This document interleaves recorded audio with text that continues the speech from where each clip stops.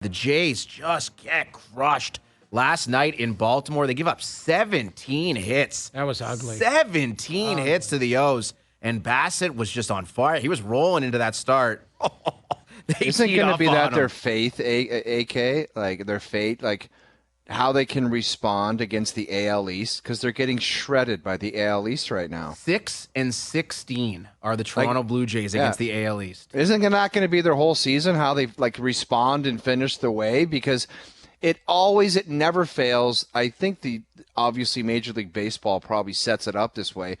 But coming down the stretch, it always is like home Baltimore, at Yankees, at Tampa. It's something like that.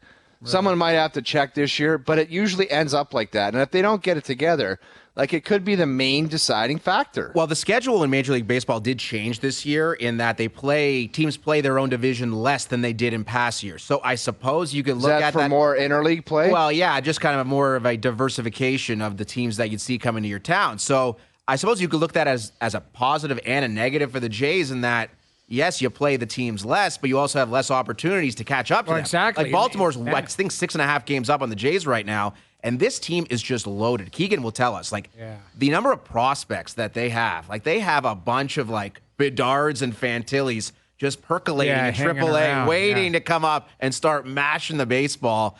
That's a team that is here to stay, and they're here right now. Yeah. But their present and their future, I would not be looking at that team as anything but the team to beat for the next 5-10 years. That was a rough game yesterday. Watching that, you blink and it's like, okay, what was it? It was 4-1 and then the grand slam. It was 8-1. I'm like, okay, this is done. Curtains. That's curtains. And it just made it over the wall, too. I thought Kiermaier was going to grab it, but it just, honestly, that you get to that point and now I was back and forth given the hockey game on, so I was like, all right, this is 10-2. I could turn this one off. I don't need to check it tonight. Well, it's Barrios tonight, so he's been really good. But, I mean, I guess Bassett's been really good, too. And the O's just have all these left-handed bats that just crush the baseball. Crushing it. So, I don't know. We'll see how it goes tonight. Hey, they kind of deserve it. They were so bad for so long, right? No, you're absolutely right. You're absolutely right. They were garbage. They were the laughingstock of the AL East. Worst team in the league.